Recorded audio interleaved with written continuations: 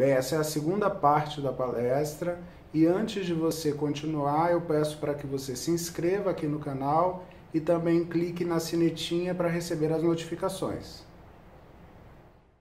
Então, voltamos e agora nós vamos falar aí efetivamente sobre essa questão das relações, tá? Primeiro eu quero destacar esse momento conturbado, né, em que nós estamos vivendo, esse momento transitório, melhor dizendo, que nós estamos vivendo, como um momento em que naturalmente a nossa consciência ela fica um pouco afetada, uma vez que essa inconstância, o desconhecido, ele vai fazer com que o nosso inconsciente, questões do nosso inconsciente aflorem, né? Nesse momento de inconsciência, o que vai acabar prevalecendo são os vínculos projetivos e transferenciais. Ou seja, enxergar no outro não o que o outro verdadeiramente é, mas aquilo que eu consigo vislumbrar dele a partir das minhas referências internas. Então, é como se eu não visse o outro na sua natureza, mas eu olhasse com um filtro. E esse filtro é dado a partir dos meus conteúdos internos, desses conteúdos inconscientes. A projeção, a transferência, elas são mecanismos que a psique tem de promover um reconhecimento desses valores internos, mas que são desconhecidos, que estão inconscientes. Então a gente acaba enxergando no outro para poder ter, de alguma forma, um caminho de relação com esses conteúdos, né? Esse momento também, ele vai nos aproximar de um pensamento mágico, que é uma indiferenciação dos conteúdos internos e externos. Aquela ideia do paraíso que eu falei lá no início da palestra, ela fica mais viva a partir desse momento transitório que nós vivemos, desse momento em que nós ainda estamos nos adaptando a uma nova realidade tão marcante, tão diferente da anterior. E aí eu trouxe um conceito aqui que eu não vou me alongar no conceito, mas que é importante, que é o conceito de compulsão à repetição, que vem lá do Freud, do tio Freud, onde ele falava que nem sempre o nosso ato compulsivo, nem sempre não, a finalidade do ato compulsivo não é o prazer em si, mas é uma necessidade de compreensão de algo que está dissociado dentro de nós. Então a gente repete de uma forma compulsiva numa tentativa de dar um entendimento para aquilo que eu não consegui entender, né? Ou seja, todo aquele movimento que eu coloquei antes das buscas lá nos sites, nos aplicativos de relacionamento, e disso virar uma coisa, uma brincadeira constante, repetitiva e tal, não vem necessariamente para poder trazer um prazer de uma forma exclusiva, né? Vem para que a gente consiga ter uma adaptação a esse momento, para que a gente possa compreender, é mais uma necessidade do que um simples escape hedonista, né? E as relações, como eu citei, elas vêm como uma estratégia inconsciente de desenvolvimento da psique.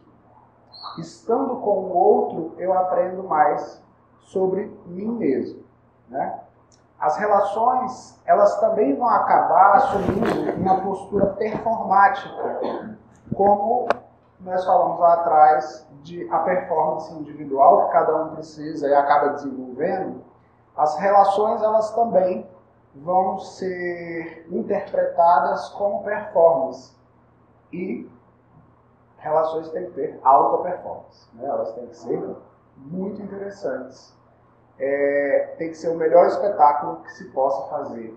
Até porque as relações, elas também assumem essa postura, esse lugar de um bem público, onde as pessoas elas esperam para saber o que está acontecendo, como é que as coisas vão funcionar na vida daquele casal. E o casal muitas vezes se sente na necessidade de corresponder a essas expectativas. Nisso, essas expectativas, elas acabam virando muitas vezes o sentido da existência daquela relação. São pessoas que têm de manter a relação, mesmo que a relação ela não seja uma relação satisfatória. Ou às vezes eu nem olho para aquilo que é insatisfatório dentro da relação por medo de comprometer o todo. Eu vou vivendo uma relação superficial, uma relação que é meio que o Jung chamou de relação experimental, né? Aquela relação que você não aprofunda, não deixa que ela vá para lugares que são lugares mais perturbadores de nós mesmos, para que de alguma forma eu pareça ter uma vida relacional, emocional positiva. Isso é muito comum, né? É triste, mas é muito comum. Eu vejo isso muito na clínica. As pessoas elas não necessariamente entendem por que estão casadas, mas elas estão casadas. Elas não conseguem enxergar propósitos, muitas vezes, propósitos comuns, ou até sentido para que aquela relação permaneça. Mas a ideia da separação, a separação pode tirar likes, né? Assim, você pode ser uma pessoa menos interessante se você se separar, se você estiver solteira de novo. Como é que é? Nossa, mas agora com 40 anos, como é que vai ser solteira de novo? E aí, esse medo, né, o medo desse julgamento faz com que as pessoas, muitas vezes, elas se mantenham atreladas em relações aí de alta performance, mas que são só performáticas, que não são relações genuínas, né? Uma outra coisa dentro das relações, quando se efetivam as relações, é um sentimento de insaciabilidade que muitas vezes elas trazem. As pessoas elas demandam demais das relações, elas exigem muito dos companheiros, porque a relação tem que ser perfeita. E essa perfeição é difícil de a gente conseguir pensar numa relação perfeita feita entre duas pessoas que são imperfeitas. Como é que você pode conseguir parir a perfeição se essa perfeição não existe dentro de você, né? O que se busca muitas vezes dentro desse excesso de exigência é preencher um vazio que corresponde ao mistério que eu falei lá atrás, que corresponde à falta e que apontam para um futuro. O vazio virou uma chaga para a gente. É como se entender o vazio como o berço da possibilidade, né? Entender o vazio como aquilo que pode gerar o novo, que pode gerar o diferente, ficou um conceito longe demais da nossa cabeça. A gente quer preencher, seja lá com o que for. E nisso, essa busca, que acaba virando uma busca meio compulsiva mesmo pela relação, ela vai também aguçar duas questões que são muito pesadas dentro da nossa história, que é o medo da solidão. A gente vive um terror diante da solidão, porque se acredita que a solidão ela ficou muito associada ao fracasso. E aí, a distância do outro, o ciúme, né, que acaba sendo o afeto que muitas vezes é despertado a partir da distância do outro, também fica muito vivo. E aí a gente vê cenas como essa.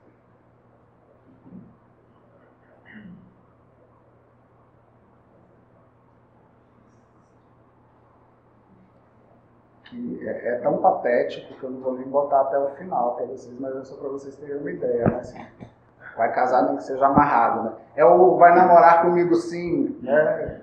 Da música lá, se reclamar vai casar também. É um negócio meio perigoso, né? E aí a gente tem uma alternativa para isso, né? A alternativa é não querer. Então não vou me relacionar. É o não querer. Acaba virando uma alternativa, e uma alternativa que está muito em uso, inclusive. As pessoas colocarem o relacionamento como algo descartável, né? ou o alvo descompromissado. Eu até me relaciono, mas eu não tenho nenhum tipo de compromisso. É uma relação que ela vai ficando impessoal, distanciada. E sendo que as pessoas juram que estão fazendo isso conscientemente por uma deliberação. Elas não entendem que isso é uma estratégia de defesa inconsciente. O medo que se tem da perturbação que uma relação pode trazer faz com que eu queira me afastar da possibilidade de me relacionar. O que as pessoas não querem é uma relação que perturbe a vida. Eu queria namorar, sim. Eu queria namorar, mas eu não queria deixar de sair com as pessoas com quem eu saio, eu não queria deixar de fazer aquilo que eu faço, eu não queria ter de perder os meus fins de semana em planos comuns, eu quero o bom disso, mas eu não quero o ônus que isso traz. E aí, como é que pode querer uma relação que não se dê a partir de um compromisso, né? E um argumento muito forte para isso é a oportunidade que eu vou perder estando com alguém. Eu vou perder uma série de oportunidades porque tem coisas que só dá para fazer sozinho, ou que de casal não funciona muito. Ou que eu posso perder de conhecer pessoas que são muito melhores, que são pessoas muito mais interessantes. Então, a escolha, né, a imaturidade, ela é uma imaturidade tão latente, onde fazer uma escolha e abdicar de todo o resto, que é o que fazemos o tempo inteiro na vida, para que vocês estejam aqui, vocês estão deixando de estar em todos os outros lugares do mundo, fazendo todas as outras coisas do mundo. O tempo todo a gente só vive uma situação por vez. Eu só posso estar em um lugar por vez, pelo menos fisicamente, né? Mas, apesar disso ser natural, dentro dos relacionamentos a gente coloca isso como uma coisa tão intransponível, como uma coisa tão... tem colocado, né, isso como uma coisa tão problemática, é como se inviabilizasse as possibilidades do bom da relação, né? E aí nisso também se comprometem valores de lealdade e de fidelidade. Nesse mundo tão vasto, tão múltiplo, com essas carinhas que aparecem, que a gente pode dar like ou descartar com tanta facilidade, como é que eu vou conseguir me controlar? Como é que eu vou conseguir me segurar para que eu não aproveite essas oportunidades que estão passando? A sombra da traição, ela virou uma coisa ainda mais viva dentro das relações hoje. Porque onde é que começa uma traição? A traição começa quando você tem uma relação sexual com uma pessoa, ela começa quando você beija, quando você pega na mão, quando você olha, quando você deseja, né? E aí, essa busca, né, que as pessoas acabam desenvolvendo por uma relação perfeita é como se eu tivesse de excluir todo mundo. E aí entra o mundo daqui para frente e entra o mundo também daqui para trás. Você tem que casar com uma pessoa que nasceu no dia que te conheceu. Né? Tudo que viveu. Mas aquela pessoa que está lá no Facebook não é seu ex-marido? Mas você tem ele no Facebook? Por que não? Né? Qual é o problema? Essa pessoa ela deixou de existir, ela não faz parte da minha história.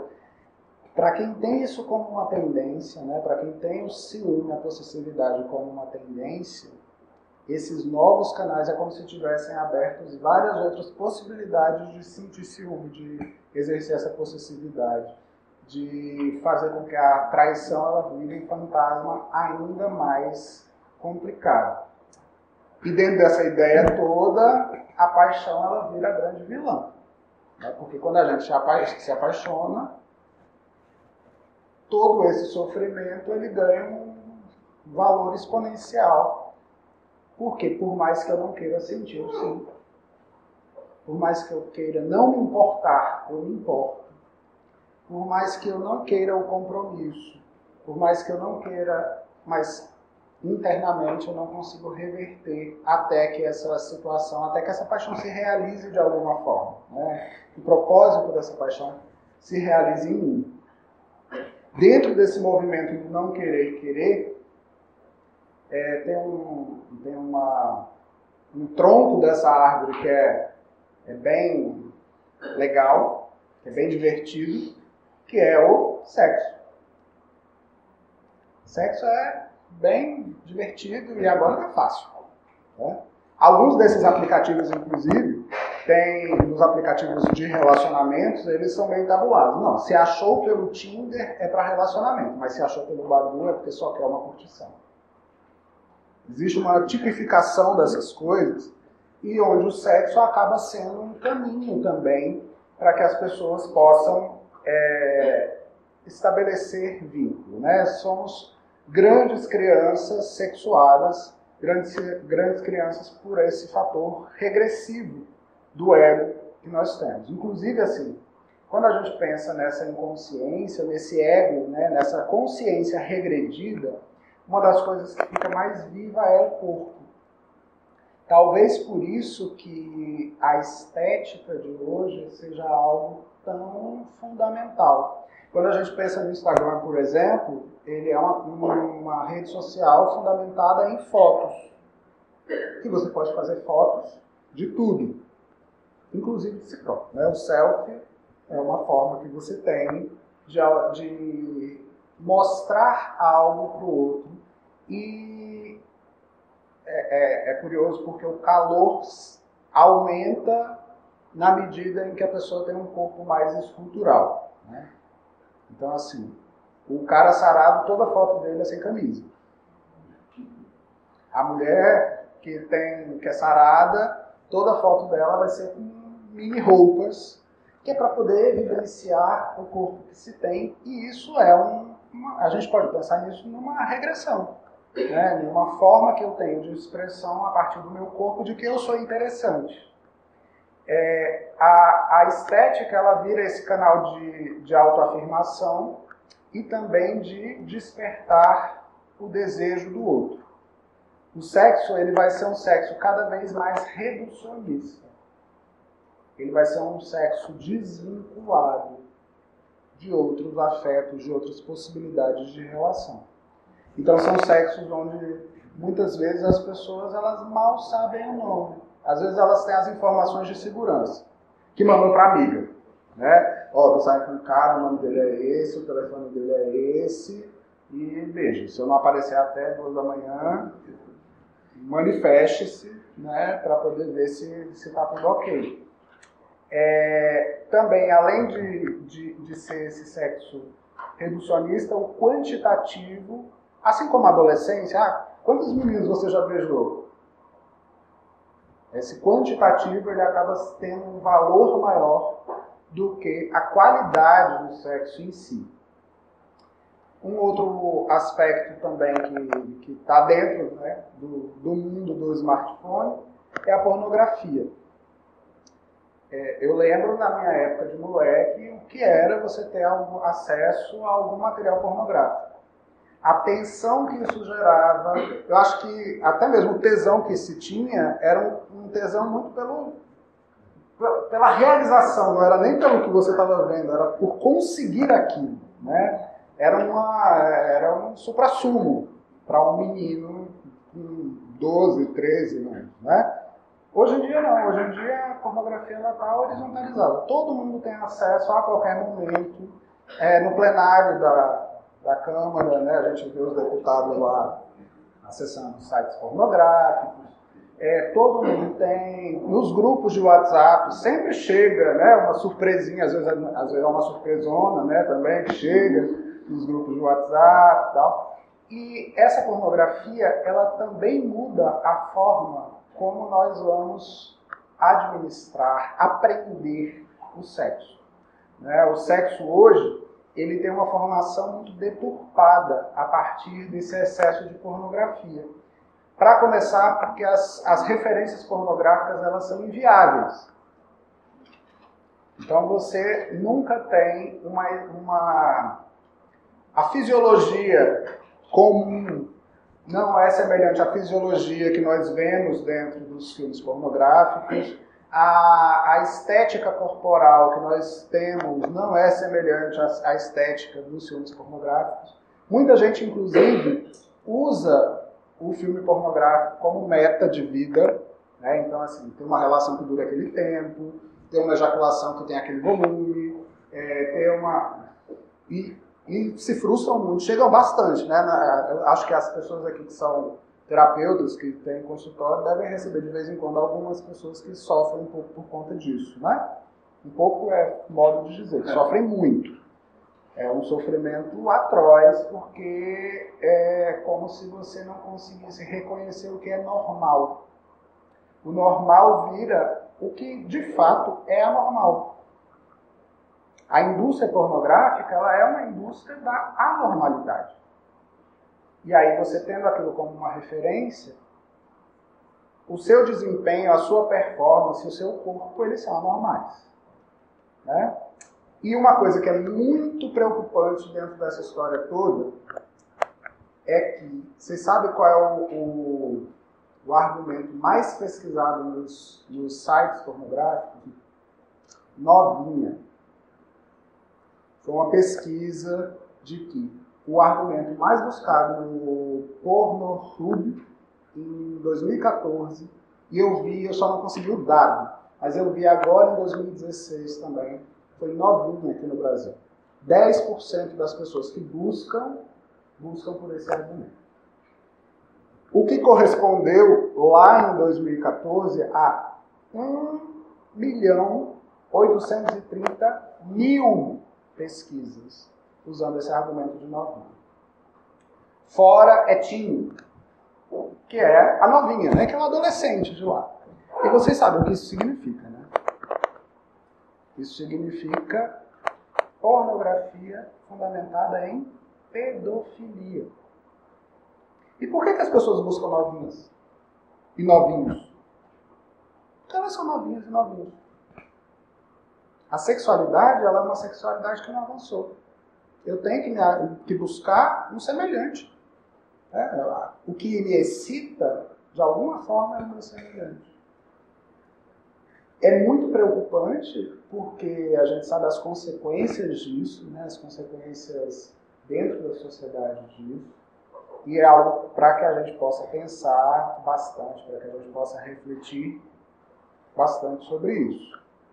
Essa horizontalização da pornografia, ela desperta um paradoxo. Vocês sabem, a coisa que mais está em declínio hoje é a indústria pornográfica. Por uma questão muito simples, por causa disso aqui.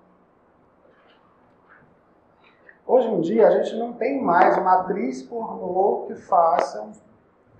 Vai ter sempre, mas você não precisa mais de uma atriz pornô para poder fazer uma foto pornográfica para mandar para alguém, porque a gente faz isso, a gente se encarrega disso mesmo.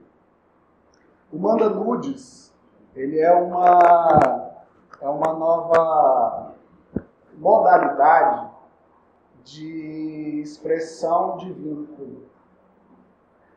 É como se as pessoas elas quisessem, ao trocar imagem de nu, elas quisessem demonstrar um interesse, uma cumplicidade. Elas querem demonstrar alguma coisa. Elas não querem só que o outro tenha acesso à imagem do seu corpo. Isso é fato. É uma linguagem. Ela vai além da foto em si, né? E o que nos leva a uma reflexão do que é intimidade hoje. Porque o nu, ele sempre foi uma referência, desde que a gente usou roupa. Não, os nossos ancestrais índios, não, eles não usavam roupa, ou nu para eles não era nem um tabu, nem uma referência, um significado. Era o que era. Na medida em que a gente usa roupa, tirar a roupa vira alguma coisa. E aí hoje, esse tirar a roupa, ele está ganhando novos significados. E aí, não é, ao fazer esse questionamento, eu quero deixar claro que eu não estou fazendo um questionamento moral. Não é porque não pode, porque Deus castiga, ou porque minha avó morreria. Não é por isso. É por uma questão de escrúpulo. Escrúpulo é aquilo que nos toma, é aquela hesitação que nos toma para que eu possa distinguir se eu devo ou não fazer aquilo. Eu hesito porque eu tenho escrúpulos. Os meus escrúpulos eles vão ser revisados diante de qualquer situação, diante de qualquer dilema em que eu tenho que me chamar para uma ética. Aí eu vou parar e vou me perguntar, será que devo de fato? Será que é o mais interessante para esse momento? Será que é adequado? Mas não uma adequação moral simplesmente. É claro que a moral está diluída em todos nós. Mas se eu não tenho escrúpulo, eu faço sem perceber. E aí eu acabo lidando com os riscos que são inerentes a essa prática. Né? Os riscos, a gente tem o risco de vazar. Hoje, no Brasil, nós temos uma lei da intimidade na internet, que ficou conhecida como Lei Carolina Dickmann, depois que os nudes dela vazaram. Então, hoje é legalizado, regimentado. Quais seriam os passos que a justiça tem de dar quando esse tipo de intimidade é violada? Mas aí acho que nos cabe uma reflexão. Quando mesmo que essa intimidade foi violada? Foi quando isso foi expandido de uma forma abrangente, indiscriminada? Ou será que essa intimidade ela não foi violada antes, no ato, no fazer? Né? Eu repito, isso não é uma... Eu não estou aqui para moralizar nada nem ninguém, mas para trazer uma reflexão de até que ponto a rédea... A gente ainda tem algum pedaço da rédea para poder controlar certas coisas. E dentro dessa perspectiva também do Manda Nudes, temos um risco social que é a exposição de crianças e adolescentes, que traz um índice razoável de suicídio. Né? A gente tem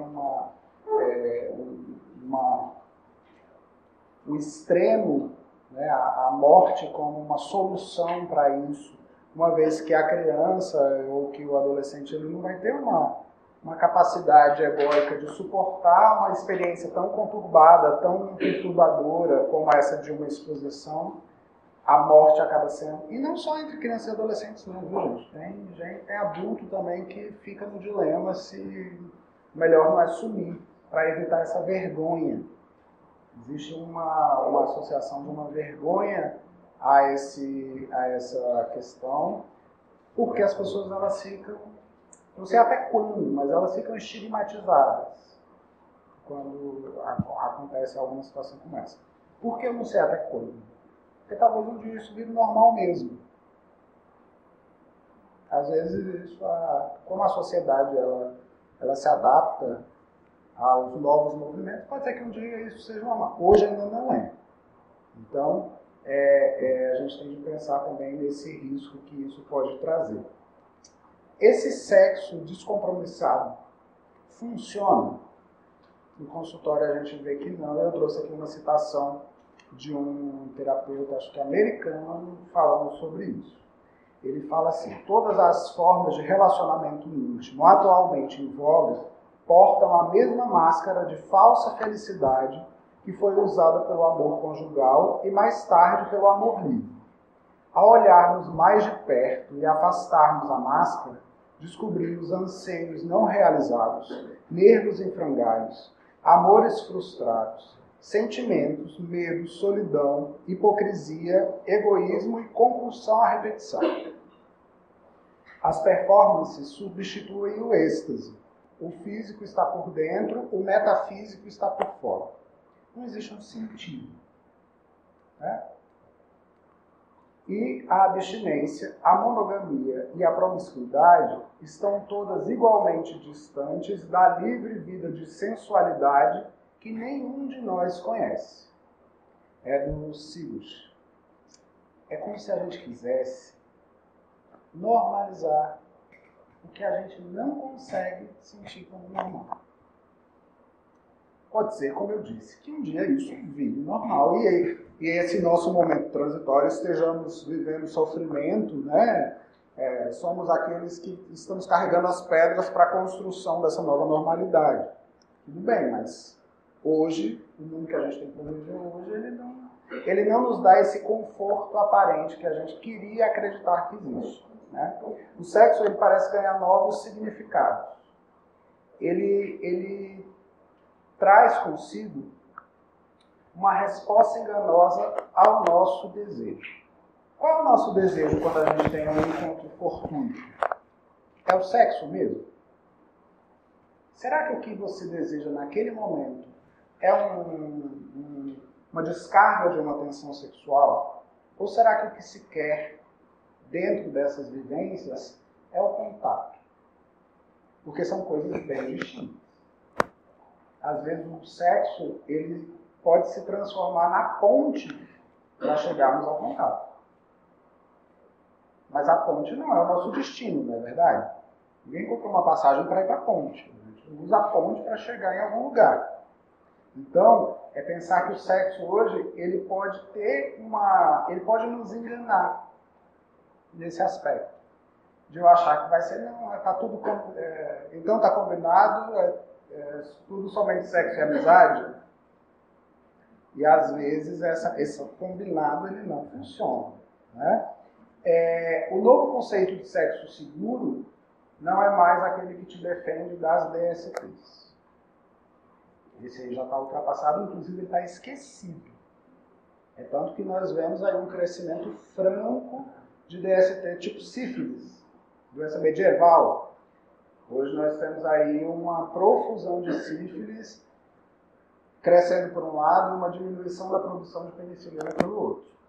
Eu não consigo entender por que ainda não se ligaram, né, de que essa matemática não está fechando. Mas você vê aí que o sexo seguro, hoje, ele é visto como sexo sem cobrança. É eu poder ir transar com alguém e depois eu não me sentir perturbado por aquela pessoa dizendo que me ama, ou dizendo que quer sair depois, ou dizendo que vai me ameaçar, ou dizendo qualquer... Não, sexo seguro é aquele que não deixa vestígio. Né? E aí a gente chega num dilema feminino e masculino também, para os homossexuais, enfim, o termo é o que menos importa, mas é a ideia que vale a pena pensar, que é o PA. Todo mundo conhece esse termo, né? PA não se ofenda. O PA é o pau amigo. É aquela pessoa com quem você tem uma vivência sexual, exclusivamente sexual, amigo, porque vocês têm uma relação de cordialidade, mas não pode ter compromisso. Ou então tá combinado, é quase nada, é tudo somente sexo e amizade lá do Caetano. E nem sempre funciona, porque às vezes os afetos não são chamados para assinar o acordo. Então, eu acho que é desse jeito, você acha que é desse jeito, tá ótimo, mas aí vem um negócio e se manifesta e começa a fazer as exigências daquele negócio. Um negócio chamado paixão, por exemplo. Faz o quê? Como é que a gente lida com isso? Né? Sobre o sexo, esse sexo descompromissado, eu trouxe aqui um provérbio russo que eu gosto bastante, que ele fala que nós só coramos ao cantarmos a primeira canção. Depois da primeira canção, a gente canta o resto da ópera inteira, sem corar. E aí é algo que nos coloca a pensar até que ponto a gente deve, de fato, normalizar na nossa vida pessoal certas práticas. Porque isso vai, de alguma forma, corresponder às possibilidades daquela relação idealizada que se tinha, bacana, sinérgica, protegida. nós podemos começar a acreditar que essa é a melhor saída. E às vezes não é. Ela não é uma boa saída porque ela traz uma contradição muito grande. Ela traz a contradição de eu fazer algo e intimamente não sei exatamente aquilo que eu desejo. Conhecer o outro é conhecer a si mesmo. Né? Então, desconhecer o outro é desconhecer a si mesmo. Se eu coloco as minhas relações nesse nível de superficialidade, de distanciamento, de preservação, eu estou me protegendo do outro? Estou, mas eu também perco ótimas oportunidades de entender como eu sou, de entender como eu funciono. E hoje em dia a gente tem as pessoas elas estão muito mais atentas a uma necessidade de se sentirem amados. Elas amam a esperança de serem amados. Elas não amam necessariamente amar. Elas querem entender que elas pertencem, que elas são reconhecidas, de que elas têm valor. Por quê? Porque se elas se desconhecem, elas também não conhecem quais são os valores que elas têm. Elas não conseguem entender. E aí valores aqui não é o valor da acepção moral. É o valor de quem você é, daquilo que você vive de positivo, da diferença que você pode fazer positiva no mundo. Né? A desvantagem desse imediatismo excludente, de quando a gente vai passando as fotos do aplicativo e vai excluindo, é que quanto mais opções eu tenho, mais fica evidente o meu isolamento. Vamos pensar lá. Minha avó tinha o menino que cantava na igreja e o entregador de pão. O entregador de pão queria ela, mas ela queria mesmo o menino da igreja. O problema da minha avó era pequeno. Porque ela estava ali vivendo entre essas duas opções. E agora que tem milhares de opções ali ao acesso. Quando eu tenho essas milhares de pessoas sinalizando como possibilidades, e nenhuma delas casa, e não dá match, não faz combinação, isso evidencia muito o meu isolamento. E aí eu vou fantasiar uma incompetência. Eu não sirvo para ninguém. Ninguém me quer. Eu não devo ser, de fato, uma pessoa interessante. Né? Eu não posso ser uma pessoa desejada pelo outro. As pessoas, elas se interessam por algo meu, mas elas não se interessam por mim. São argumentos que a gente escuta muito e que elas vão falar dessa dificuldade, né? Elas são um reflexo, elas são um desdobramento natural da nossa incapacidade de entrega. Até porque entregar-se dentro de uma relação dá trabalho, custa. E aí, voltando para aquele princípio de que eu não quero que a minha vida seja perturbada, não tem como eu não viver. Ou eu vou sofrer porque minha vida foi perturbada, ou eu vou sofrer porque ninguém perturbou minha vida. Né? Mas será que a gente está condenado, de fato, a tudo isso? Será que esse é um caminho que não tem volta? Será que nós não vamos encontrar saída para as formas de relação? Encontrar uma forma possível de relação? E aí, nessas horas, eu vou fazer aqui o que faziam lá todas as civilizações politeístas, né, que se inspiravam nos deuses para poder agir. Eu vou voltar lá para o mito, para a história de Eco e de Narciso. Aquela história que eu contei tortamente na primeira fase. Agora a gente vai tentar entender um pouco mais como é que isso dialoga com esse mundo que nós vivemos hoje. Né? Primeiro nós vamos resgatar a história de origem desses personagens. Primeiro a gente tem aqui Eco. Eco não era filha de Hera com Zeus. Mas as referências de origem que a gente tem de Eco são esses dois personagens. Então dá para a gente dizer que, mesmo elas não tendo sido filha parida e descrito desse jeito, ela vem deles. Né? Então, a gente tem que pensar que a Eco, a Hera, né, a suposta, a possível mãe de Eco, ela era uma mulher insegura, ciumenta e vingativa. Essa era a mãe dela. Né? Então, assim, ela era filha da insegurança, do ciúme, da vingança.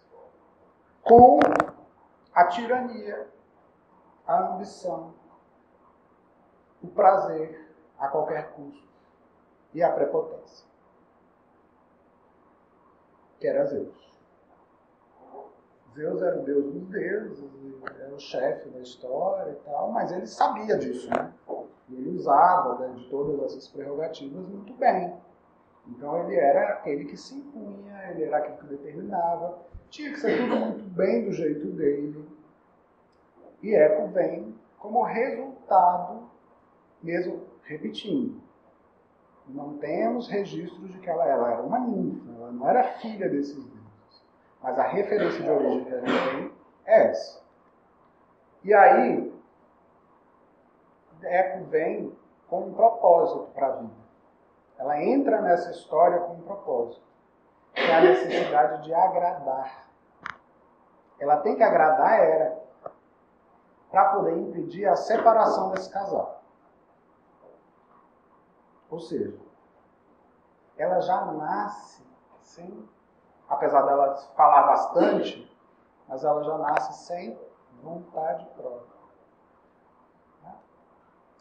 E isso faz com que, quando ela é banida da convivência desse casal e é castigada, perdendo a autonomia para falar, mas somente repetindo o que lhe era dito, as palavras, os sons que lhe eram ditos, ela vai se distanciando das próprias referências.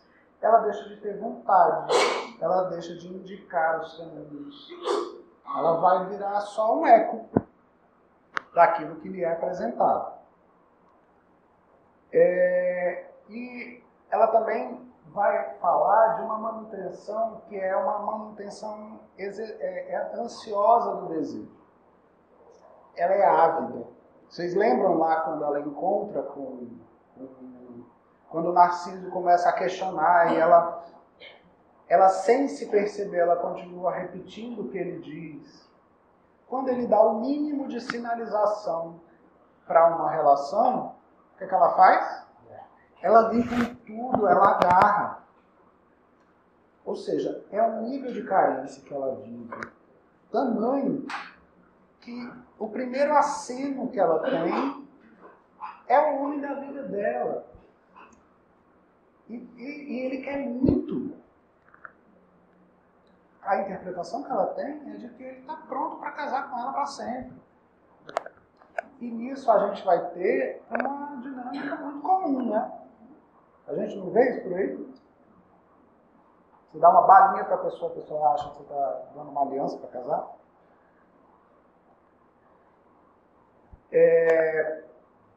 A Eco também ela vai se realizar a partir do externo. Depois que ela ganha essa condenação, e também depois, quando ela se eterniza lá como rochedo, né? Quando ela seca, ela define e ela vira um rochedo, a única referência que ela vai ter vai ser do outro. Ela vai viver o outro.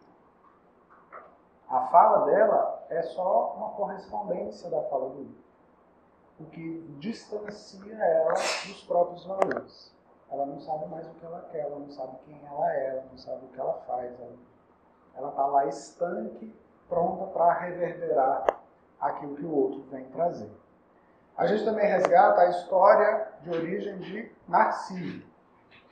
Ele era filho de Céfiso, né? Que era o masculino primitivo, invasor, que falava de onipotência, de megalomania, de imposição, Pensa num rio que cresce e que invade. Vocês já viram? Tem um monte de... É um monte de algum santo na França. Não vou lembrar. E aí eles construíram um castelo, tem um monte, um elevado, e aí foi construído uma vilinha ali com um castelo enorme, suntuoso. É linda a imagem. E quando a maré sobe 15 metros. Ou seja, aquele castelo, aquele lugar fica isolado. Você não tem acesso mais nenhum. Sobe assim, tipo do dia para a noite. Quando vai, cresce.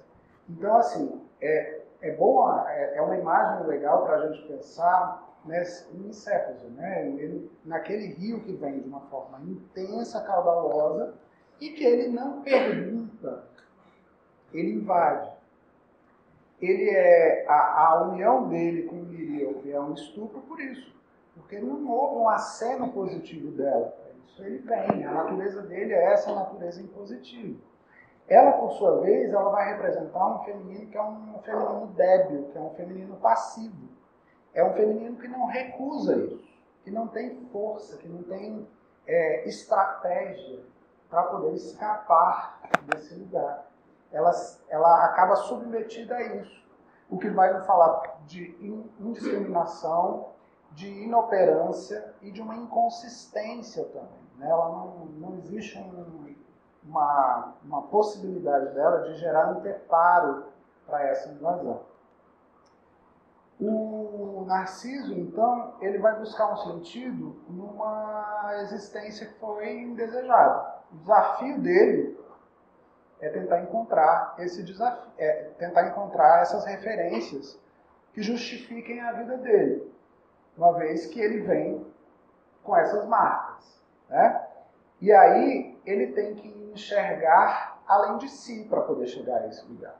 Ele tem que atender o ego.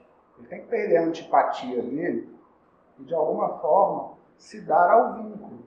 Esse acaba sendo um grande desafio para que ele possa existir. Não é simplesmente ele ficar referenciado na própria beleza e, diante do outro, ele não conseguir gerar nenhum tipo de ponte, ele não conseguir gerar nenhum tipo de troca. Né? Só que para que ele consiga fazer isso, ele vai ter que colocar a perfeição em xeque. Essa imagem de perfeição que ele tinha, dentro de uma relação, ela não cabe. Se eu sou bom demais para me relacionar, quem é que vai estar à minha altura?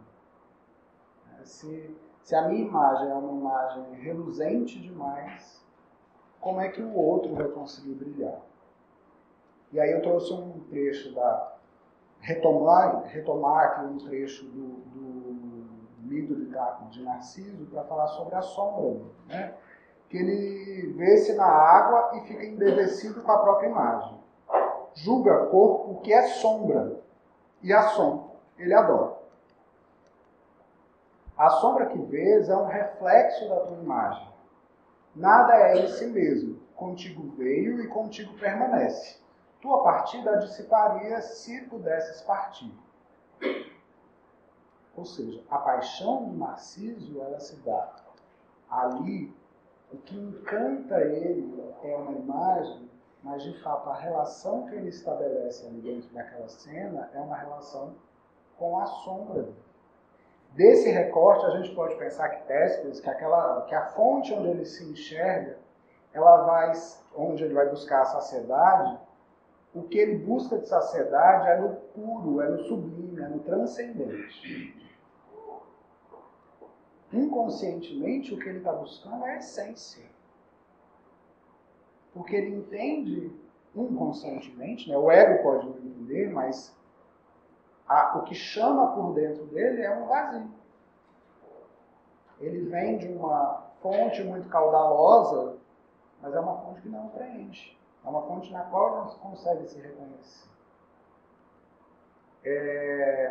E ele se encanta inicialmente pela persona. Por aquela imagem de beleza que ele tinha, mas que de fato não correspondia com aquilo que ele era de fato. É a ilusão que nós vamos cultivando E que muitas vezes nós vamos nos apaixonando nós vamos nos apaixonando por essa ilusão. Nos encantamos, né? Festejamos muito essa imagem inicial, mas fazendo isso, nós vamos depreciar, nós vamos desmerecer todo o conteúdo que vai além dessa imagem. E o espelho ali, em Vésperas, o que vai estar refletido é a sombra dele. O que ele acha que é a imagem, de fato é sombra. De fato é tudo que foi negado a ele e que ele próprio negou a si. É a negação que ele faz do Eros. A incapacidade dele de estabelecer vínculo está manifesta ali. Lembra que a condenação dele era ter um amor impossível? A condenação dele é conseguir realizar na relação consigo mesmo, com sua sombra, o amor. É tanto que ele vai fazer um mistério, né? Esse chamamento que ele tem, vai despertar ele a necessidade de mergulho. Ele coloca a mão para poder tentar abraçar aquela imagem, mas aquela imagem se dissipa. A gente tem de, nisso, pensarmos que compreender a sombra não é consagrar a sombra. Eu tenho que enxergar a sombra e percebê-la como tal. Eu não posso querer ela.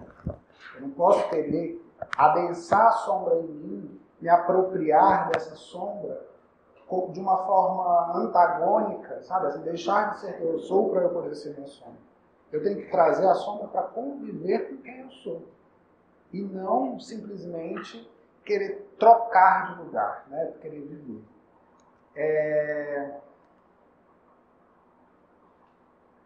O desconhecimento, né, do amor, a história de Narciso impediu ele de conhecer o amor. Ele não é fruto, a concepção dele não é uma concepção amorosa. O cuidado que Liríope tem com ele é um cuidado que a gente não sabe até que ponto é um cuidado dela com ele ou dela consigo própria. Se ela é a mãe de uma criança que pode ser castigada pelos deuses, o castigo é dela também. E isso vai gerar nele uma espécie de incesto intrapsíquico. Ele vai se apaixonar de uma forma, internamente, de uma forma muito visceral por aquilo que ele é. Ele se acha demais. É tanto que ninguém é possível para uma relação com ele. O amor de Narciso, ele é um amor objetal. Ele vai se apaixonar pela imagem e não por si próprio. E essa dissociação, ela é uma dissociação que evidencia o quanto ele consegue ir para a imagem, mas o quanto ele não consegue ir para os seus valores mais profundos. A fixação que ele tem ali naquele momento, quando ele se vê na água, refletindo na água, é uma fixação por aquilo que aparenta, não por aquilo que de fato é. Isso vai comprometer, um reflexo, né? Isso sinaliza um comprometimento grave da alteridade, ou seja, de enxergar o outro, de enxergar o diferente, de enxergar o contrário e de assumir uma postura respeitosa, de consideração, de compreensão daquilo que é diferente. Ele não consegue integrar os opostos. E o caminho para Narciso acaba sendo o suicídio, né? Porque ele vai ter no suicídio uma espécie de realização, não só da vida, como também da morte. É como se no suicídio ele conseguisse fazer essa integração que a alteridade não pôde permitir, ele conseguisse fazer essa fusão de dois opostos complementares como vida e morte. E aí dá para pensarmos aí em alguns aspectos que sintetizam essa relação entre esses dois personagens, né? Ambos têm feridas, ambos trazem sintomas e ambos apresentam também necessidades. A ferida de Eco é a ferida da rejeição. Naquela dinâmica lá, com Hera e com Zeus, ela foi rejeitada. A intenção dela não era uma má intenção, ela estava sendo boa quem ela é. Mas a rejeição é como se ela tivesse sido, de alguma forma, cooptada e depois descartada. Uma queixa que vemos muito nessas relações das quais nós estamos falando. Né?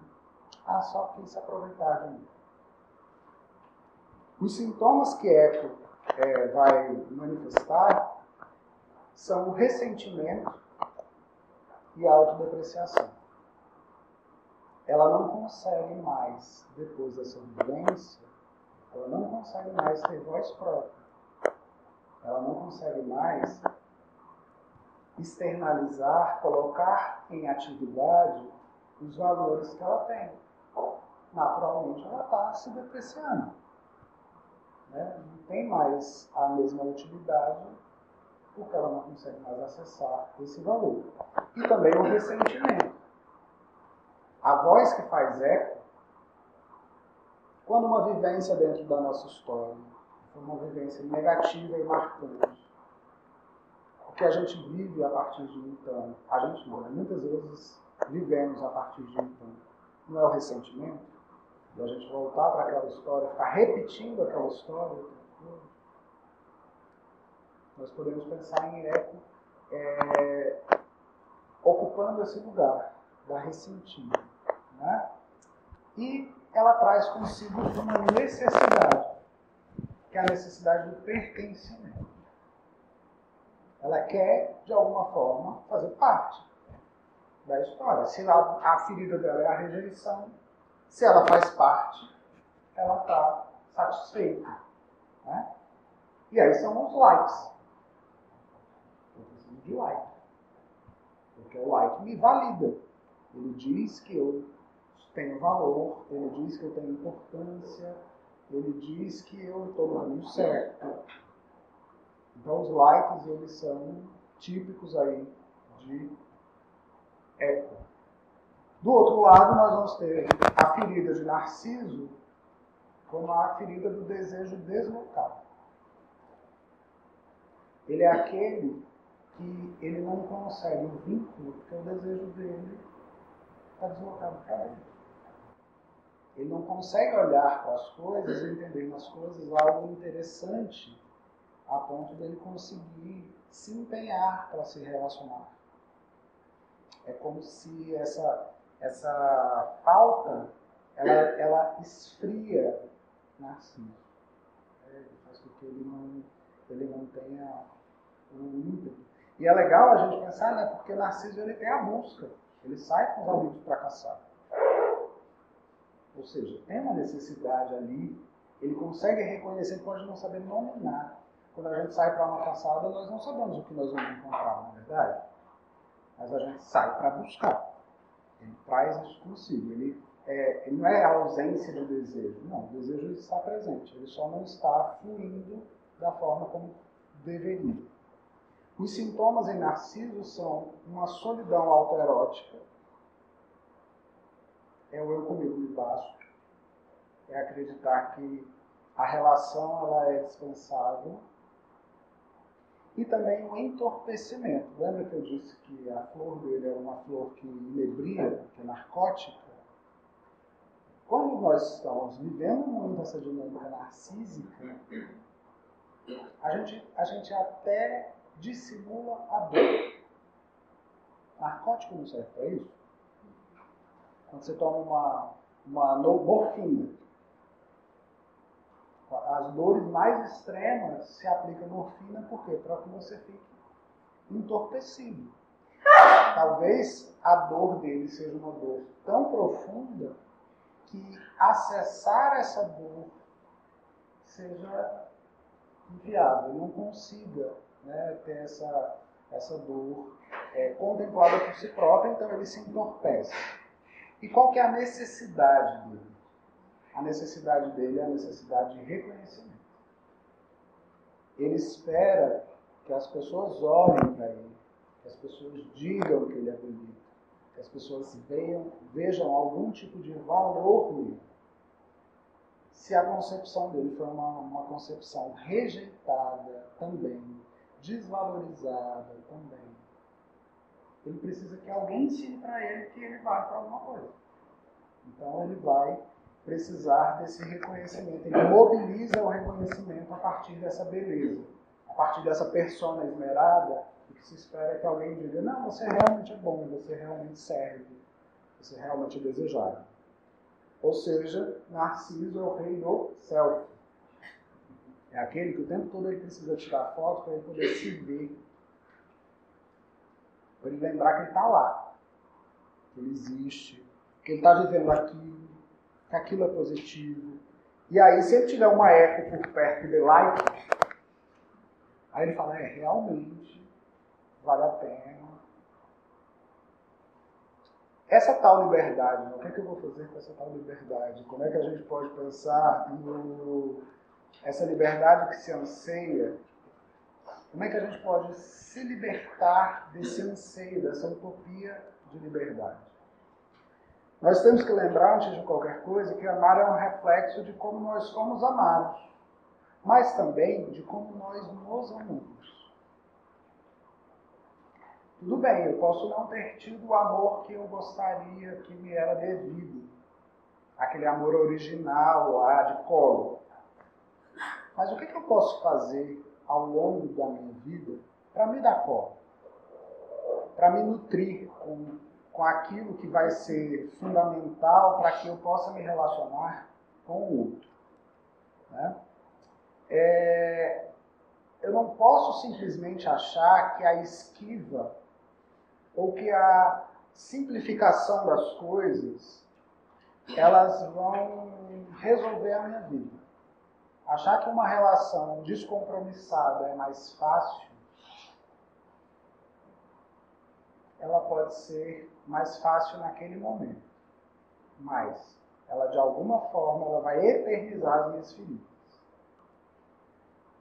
A permissividade anárquica do prazer, né, aquilo que a gente falou lá, do abrir 1000 pontes, 1000 janelas para 1000 relações, ou das relações sexuais descompromissadas, elas são diferentes de uma autorização genuína para amar. Eu não preciso ter 10 pessoas na minha licitação. Eu preciso ter uma pessoa com a qual eu consiga me vincular positivamente. E vínculo positivo não é a relação onde tudo funciona, tudo dá certo do jeito que eu desejo. Quer lembrar que o outro também tem desejo, né? Às vezes a gente esquece isso. Às vezes o outro vai ser aquele objeto do amor. Ele não vai ser um sujeito para o amor. E aí pensarmos, né, que esse mundo moderno, ele nos une com a dor de Eco de Narciso. De alguma forma, sempre que a gente vive essas contradições, sempre que a gente vive essas incertezas nas relações, nós estamos irmanados aí com esse casalzinho que, de alguma forma, também buscam. O que eles fazem ali também é uma busca de correção do curso da própria história. É uma transição que nós estamos buscando, assim como eles buscavam dentro dessa história do mundo. Aí aqui eu trouxe um trechinho do Jung, vale a pena, que ele fala que o amor livre ele seria admissível se todas as pessoas tivessem posturas de alta moralidade. Mas a ideia do amor livre não foi lançada com esse fim, mas para que se parecesse fácil algo que é bem difícil. Faz parte do amor a profundidade e a fidelidade ao sentimento, pois sem elas o amor não seria amor, ele seria um simples capricho. O verdadeiro amor sempre pressupõe um vínculo duradouro e responsável. Ele precisa da liberdade para a escolha e não para a realização. Amor acontece, gente. Amor não é uma construção que a gente vai fazer exatamente do jeito que a gente imagina. Temos de nos adaptar a ele e não o contrário. É igual filho. Quando você para um filho, aí você fala assim, eu queria menina, nasceu um menino, eu vou jogar fora e tentar de novo. Ih, nasceu alto, nasceu gordo. Eu vou jogar fora para ver se nasce um magro. Não, a gente não lida do jeito que ele vem. Aí não frustra. Claro que frustra. Aprender a lidar com a frustração, não tem como a gente querer lidar com uma relação se a gente não lida com a frustração que ela traz. Ela precisa de uma liberdade de escolha e precisa da liberdade para a escolha, não para a realização.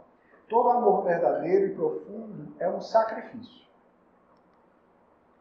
A gente sacrifica suas possibilidades, ou melhor, as ilusões de suas possibilidades. Se não houvesse necessidade desse sacrifício, nossas ilusões impediriam o surgimento do sentimento profundo, irresponsável, e com isso ficaríamos privados também da possibilidade de experimentar o amor verdadeiro. Ou seja, tem que estar disposto. Não vai ser fácil. Isso é do Jung, do Lado Civilização e Transição. E agora, para poder encerrar, eu queria fazer uma provocação final, especialmente para quem trabalha em clínica, para quem, meus colegas terapeutas, analistas, psicólogos, é pensar em como o narcisismo nos toca enquanto profissionais, tanto aqueles profissionais que se submetem a um processo terapêutico, analítico, mas também a forma como nós olhamos para os nossos clientes, né? E aí, a gente tem de entender que esse mito ele nos ajuda a pensar que olhar para dentro é diferente de olhar para si. Às vezes, a análise e a terapia, ela vai nos dando um caráter autoerótico. A gente vai ficando tão embevecido com as imagens e tão distanciado das nossas sombras, e isso é um sinal da nossa defesa. A gente vê muito isso na clínica, né? Acho que quem é terapeuta aqui vê isso. As pessoas, elas encantadas até mesmo com os problemas delas. Elas enaltecem muitas vezes os problemas, as dificuldades, e vivem isso de uma forma muito sedutora, inclusive, para nós terapeutas, a gente ficar ali adensado naquilo, sem olhar para outras coisas que merecem, às vezes, até mais consideração do que a própria imagem. Irmos para a sombra e sairmos da imagem para irmos para a sombra, como Narciso fez quando olhou ali para o lado. E pensar também que esse movimento que nós fazemos, ele é um movimento que é inebriante. A gente vai ficando entorpecido para as verdadeiras necessidades e muitas vezes esquece do nosso entorno e do outro. Vamos vivendo esse apaixonamento por aquilo que nós somos, ou para aquilo que a gente acha que somos, né? E vamos dispensando assim os vínculos com outras pessoas que são pontes importantes para o verdadeiro autoconhecimento. O melhor a fazer numa situação como essa é respeitar o metron, igual os gregos faziam, de entender a medida certa para que a reflexão de fato seja reflexiva, não seja só olhar para um reflexo. Né? E aí eu trouxe uma frase da fofa Danise da Silveira, que ela fala: não se curem além da conta. Gente curada demais é gente chata. Todo mundo tem um pouco de loucura. É necessário se espantar, se indignar e se contagiar. Só assim é possível mudar a realidade. Se a gente fica curado demais, além de chato, a gente vai estar igual Narciso lá olhando para uma imagem que ele acha que é ele, ou que ele acha que é alguma outra coisa, uma outra pessoa, e que no fundo não é grandes coisas. Aqui são as referências que eu usei para poder fazer esse trabalho.